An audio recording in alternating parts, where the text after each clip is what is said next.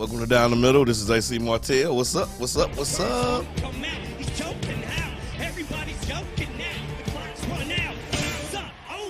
Turn them up.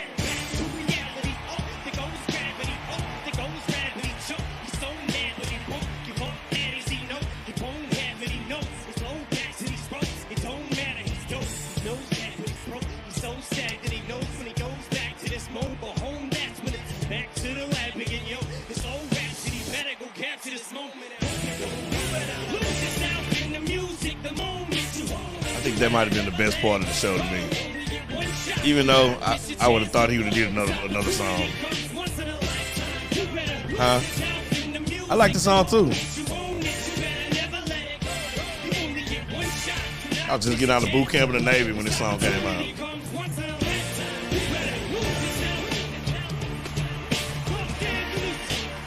They over there chilling at the Super Bowl knowing they got to plan a funeral on Power tomorrow.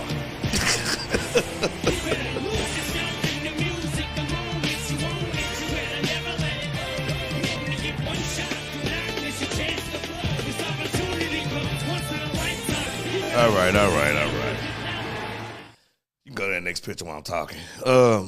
Man, let's just get it started, man. Historic night for the NFL last night by having these hip hop gods, if you ask me, take the stage last night.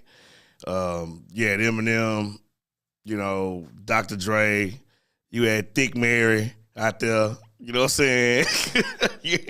you had Thick Old Mary out there and Snoop out there.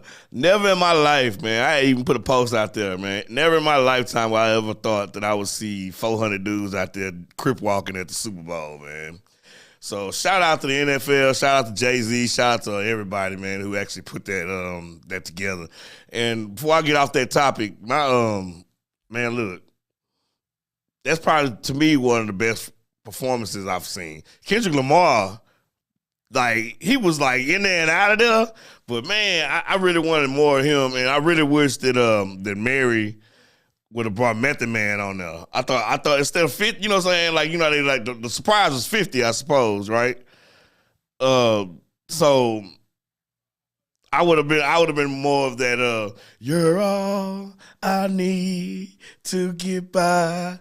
Y'all know about all that, man. That's what I would have preferred. But all in all, man, I thought it was a great show, man. I really do.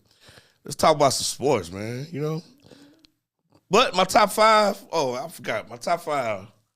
Before I let y'all go, my top five halftime performances. That speaks number one to me, and this is why. Because it spoke to me, and it's my list. And I've never seen a performance at halftime of Super Bowl that actually spoke to me like that, and brought me back in time, and maybe remember when I first heard those songs, and that really spoke to me. Number two will always be Michael Jackson. He was number one until yesterday. Number three is Prince with the dude made it rain. Come on, he made it rain. He made it rain, Purple Rain. In the middle of him singing Purple Rain. I mean, come on. Then you got Coldplay, Beyonce, Bruno Mars. That was an epic performance too, What's that, 4? Number 5 was, I can't remember. It don't matter, you're number 5. 5 always flexible anyway. Anyway, so let's talk some sports, man. Let's talk about the Super Bowl, man. Super Bowl LVI. That's Super Bowl 56 for you non-Roman numeral people like me. Oh, man, y'all act like things are panicking back there, man. I'm like, hold on, man. Hold on, Screw. Hey, but speaking of performances coming up, actually, I want to see that Houston H-Town takeover with Bun B when they come down here to Houston. So, Houston Rodeo is basically the Super Bowl of rodeos. So their version, the Super Bowl doing the hip hop version, with the West Coast thing, and the fact that Bun B and them put together the H-Town takeover night for the Black Heritage Night at the rodeo is pretty awesome too. So, like, you know, go support your people, man. Go support your people, man. Let's talk about this Super Bowl, man. This Super Bowl, this is interesting, man. Go to that first clip.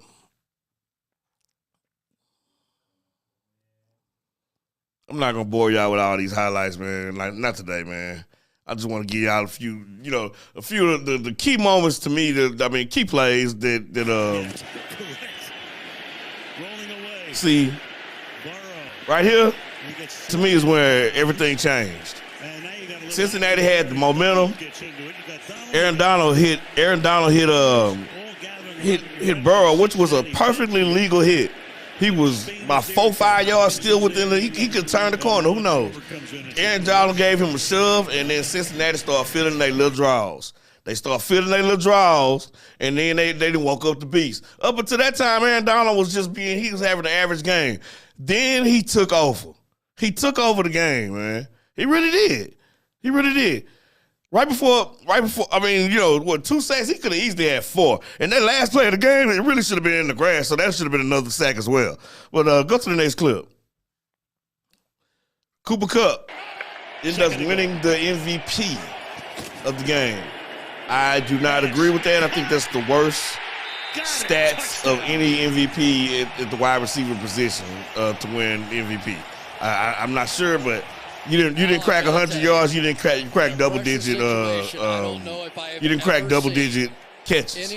So therefore, to me, I don't think he deserved MVP. Aaron Donald definitely deserved that MVP. You could even have gave it to Stafford.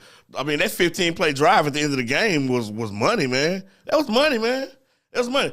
Just think about this, man. His best weapon went out. Higbee was gone. The 2 interceptions, you could just say, like, one of them was basically a punt, and the other one was because of the 4th-string receiver. I can't even remember, Scandoid or something his name is. I don't know what his name is. It don't even matter. He missed the So here's what, at the end of the game, who seals the game? The real MVP.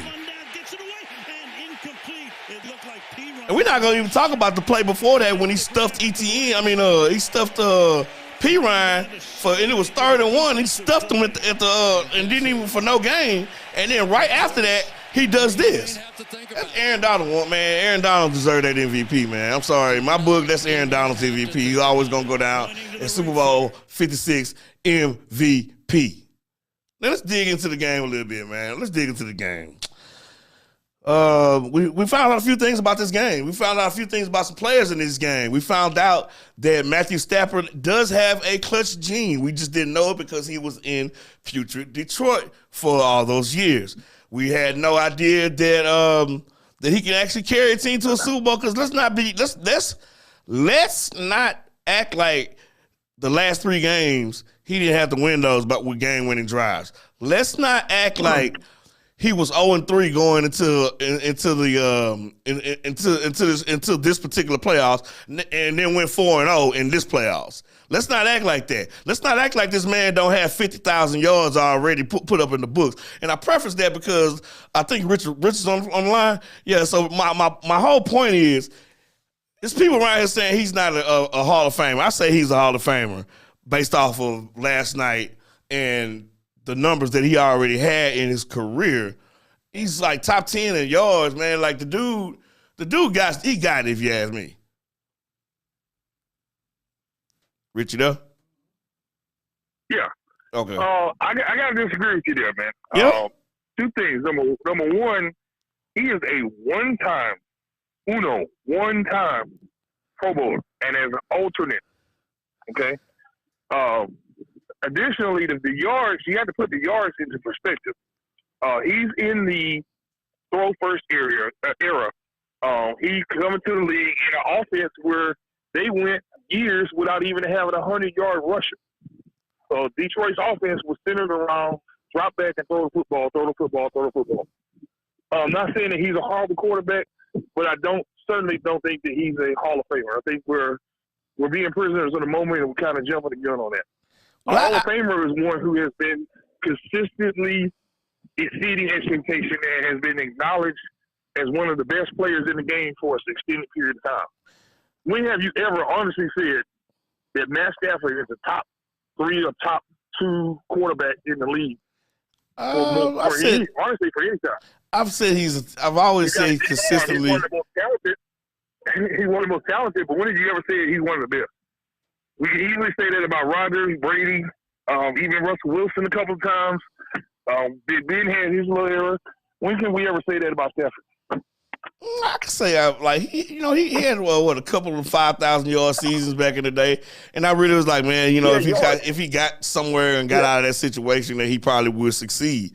And I mean, being that he was the only thing that worth going to see in Detroit for forever, I thought his numbers alone. I mean, and what he did, he won 9-7 a couple of those years. I mean, I just say it was the situation. I mean, we look at Eli Manning.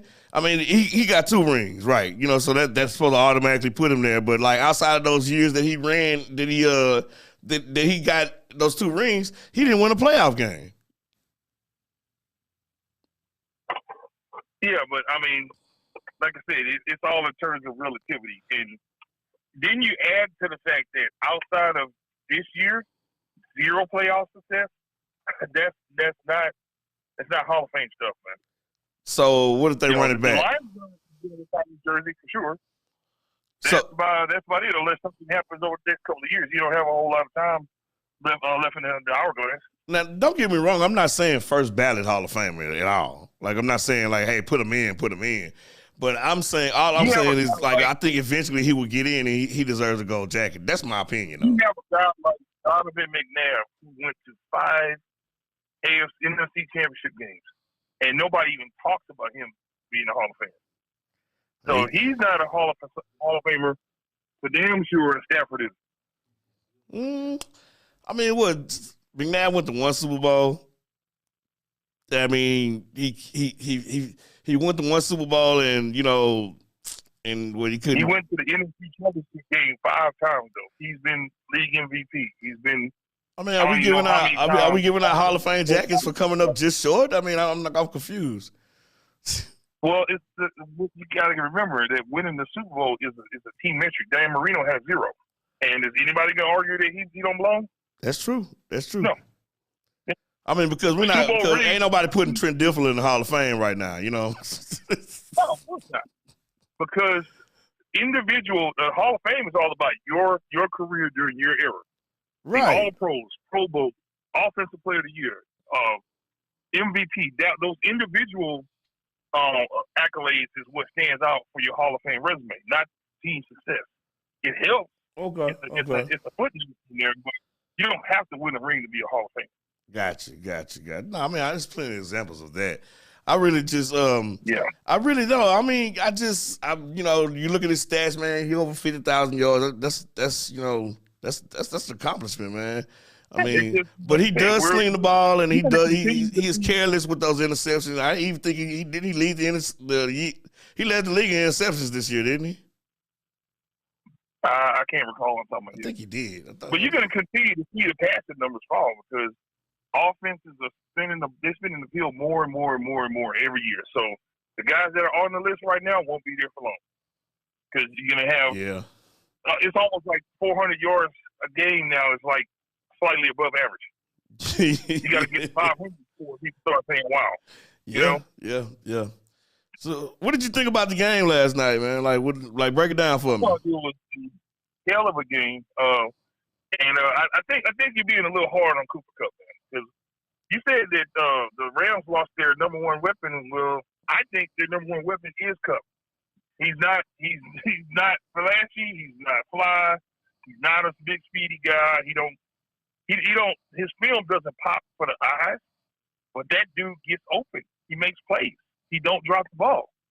And he comes up big in big moments. When they ran the jet sweep on 4th down, that was all him.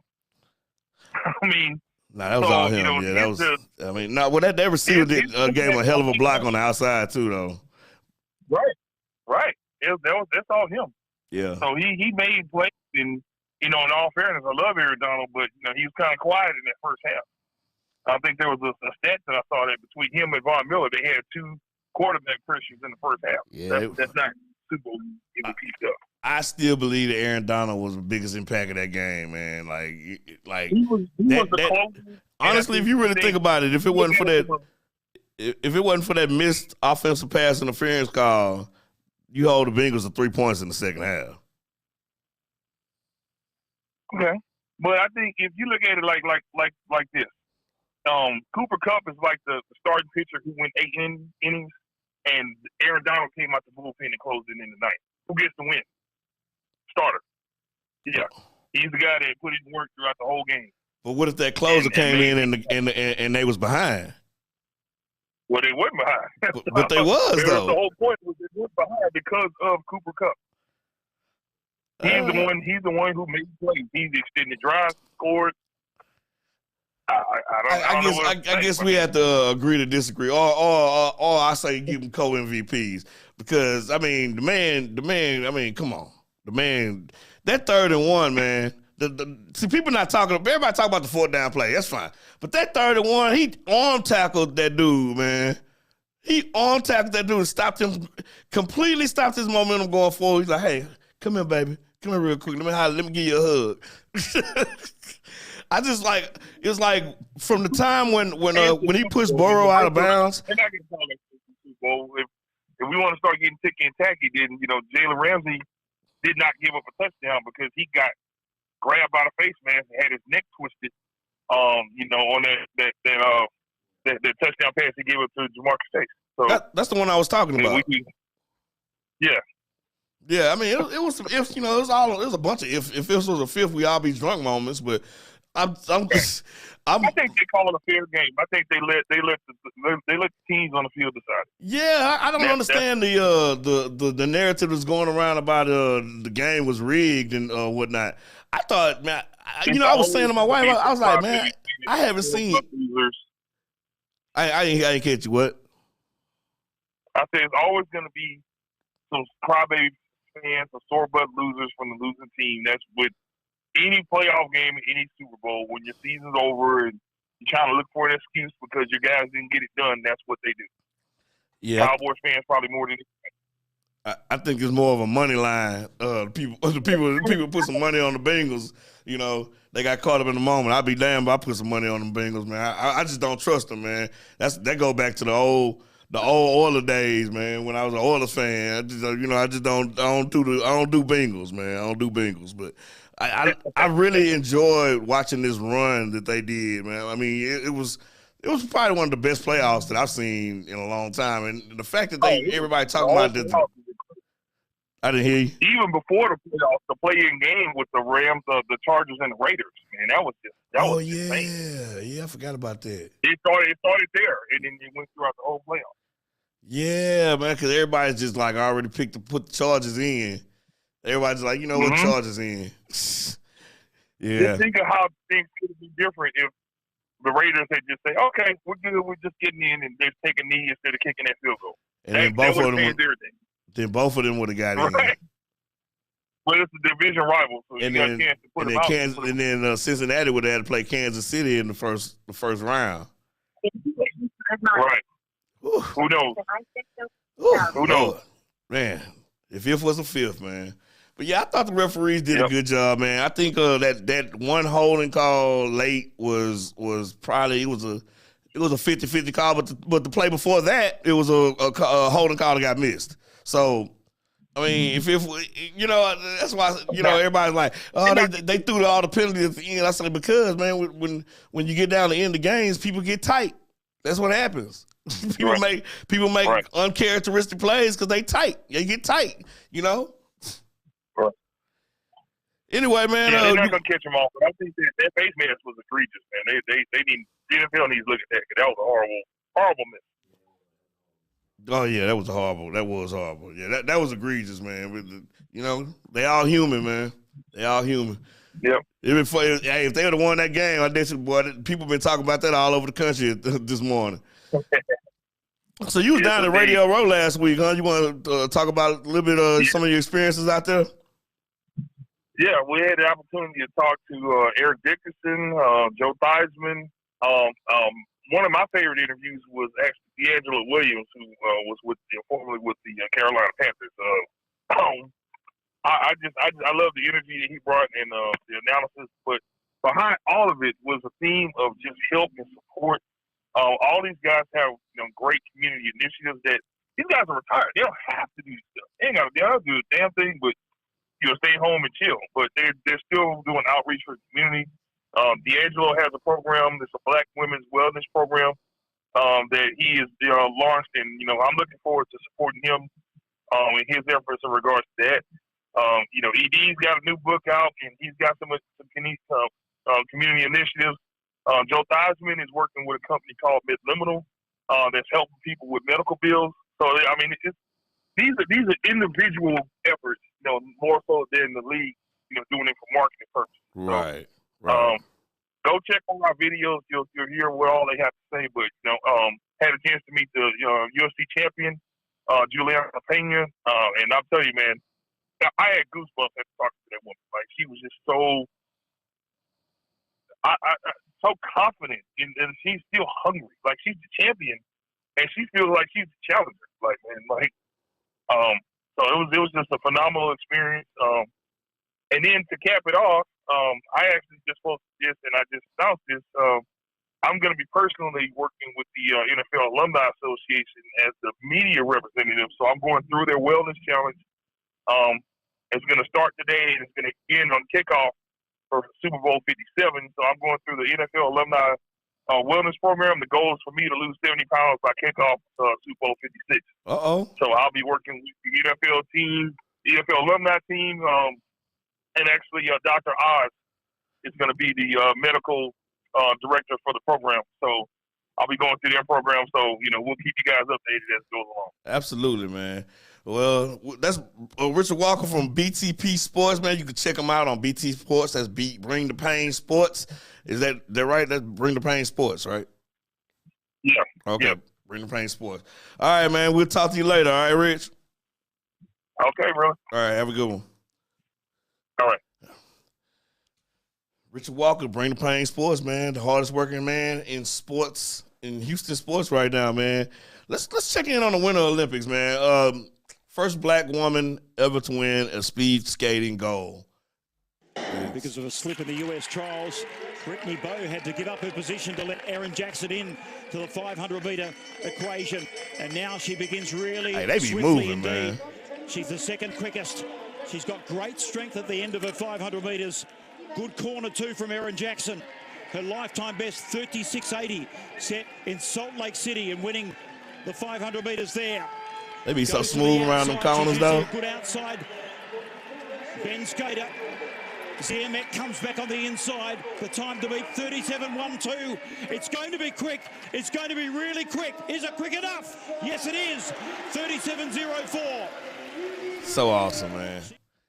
Here we are in the middle of Black History Month, man. You got the first black speed skater to ever win gold, man. That's pretty awesome, man. Let's check out, a little bit. We got something else, don't we? And these are events you would never, ever see black people in. It's called the ski jump because black people don't do this. Oh no. Oh no. Oh no.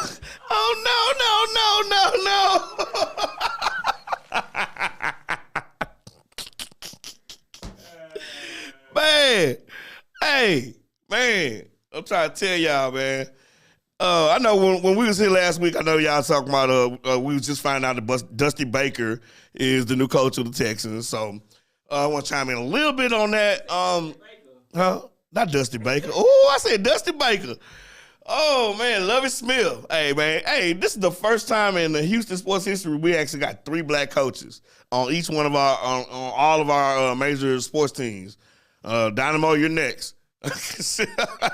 Dynamo, you're next. For real. But I'm not happy how they got there.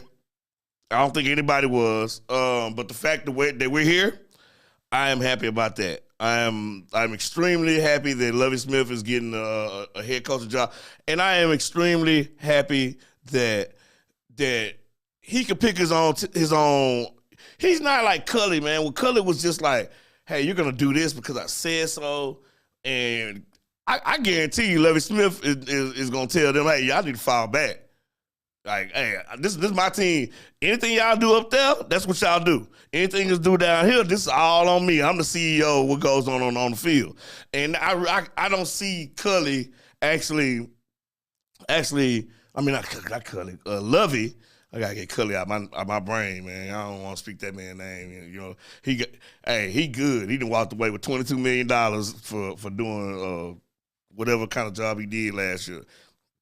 But Lovey, I think the fact when Lovey said his first hire was Pep Hamilton into the offensive coordinator position, that to me told me a lot. I was like, okay, this is something that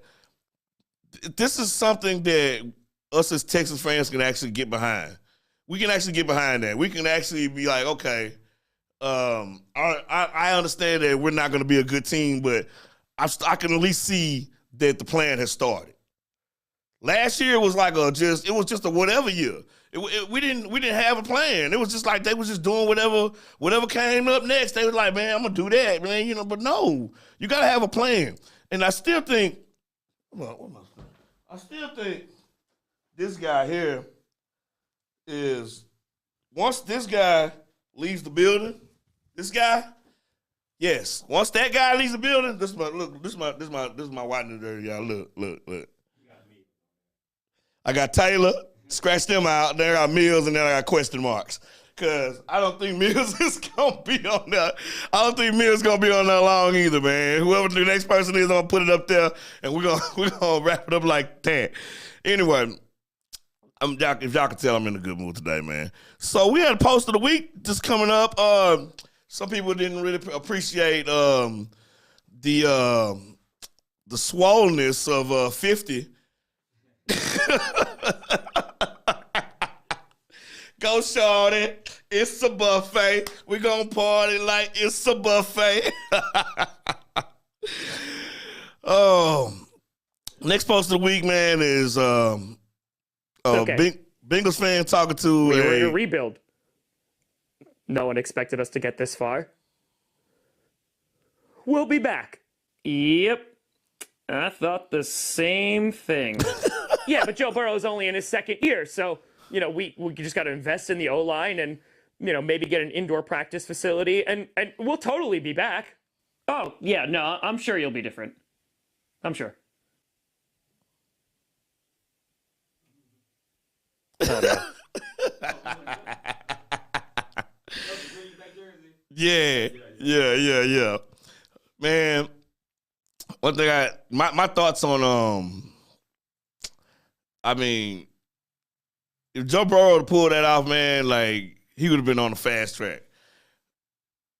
But the fact he didn't, and I mean, the Bengals owner is still Paul Brown, if I'm not mistaken. It's still the Brown family, and they are not much better than the McNairs or the people down there in like the Knicks, the people that own the Giants and all. Like they're not really good ownership groups. Okay, put it like that. Count your blessings, man. I hope to see Joe Burrow make it one day, maybe. I think this was the best opportunity that he had. I mean, second year in the league. Nobody expected that game to be that close. I had picked it to be like 35-20, but being that the Rams lost OBJ in the first quarter, he was on his way to a monster game. If you ask me, he already had like 50 yards and a touchdown in the first quarter, man. Like he was doing it, man. Yeah, he was on his way to a game, man. Like for real, you could see it. He was losing them boys, man. Like he wasn't playing, man. I really kind of felt bad for him, man, honestly. But that crying face emoji is gonna be around for years after that, boy. I tell you that. I wasn't able to put that on there, but I wish I would have, man. But you know what I'm talking about, though. Everybody know that. Yeah, it's coming, man. He gonna go down with the Jordan crying face on that one, man. You remember anybody out there remember Vernon Hargreaves? Anybody remember him? Anybody remember Vernon Hargreaves played for the Texans for a little while? We got him, I think he was like a first-round draft pick at one point in time, played for the Raiders. Well, this idiot decided he was going to run out on the field. Let's run the tape. Run the tape. This dude needs to, you know what he need to do. You know what he about to do. Here's the taunting. Illegal celebration. Who is this guy, dude? First of all, you trying to hold your phone from falling out your pocket, bro. Look at what are you doing? You big dummy. You big dummy. Why you out there? And none of his teammates pointing like hey, get your mans, man. Get your mans. That dude, this dude here. First of all, that's a Bill O'Brien pickup. Remember, Bill O'Brien picked that guy up from the Raiders. I think they traded a second because that's when Bill O'Brien was just throwing seconds out there. Run that back again, man. This dude's just an idiot, dog. Like you come running off the bench, man. You probably wasn't even supposed. Like they didn't even want you traveling, really. Illegal celebration was the call. You've got a non-uniform guy coming off the field, uniform player. There he was. He comes off the bench, inactive. And he may be inactive for a while. He said, "Y'all see, I can't get on the field. Yeah, I'm gonna get on the field tonight." You don't do that. That's very, That boy say, nigga. He say, I can't get no real stats, but I can get a personal foul, so I'm on the stat books. That's what he said.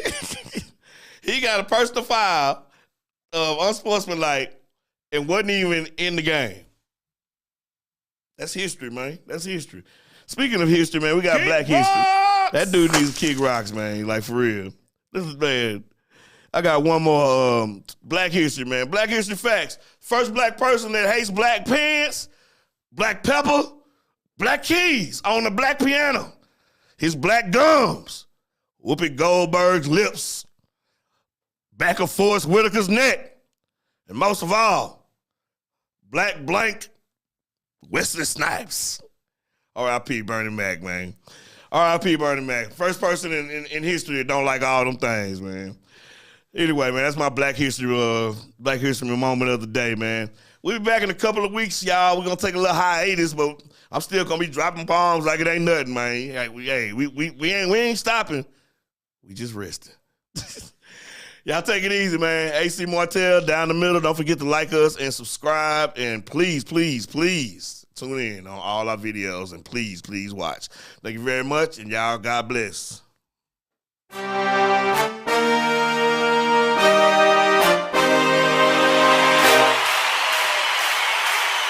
Hey guys, thanks for tuning in to Down the Middle with AC Martell. For more original sports content, remember, go like and subscribe our Facebook and YouTube pages, okay? And remember, I am not a broadcaster. I am not a journalist. I'm just a fan with a mic.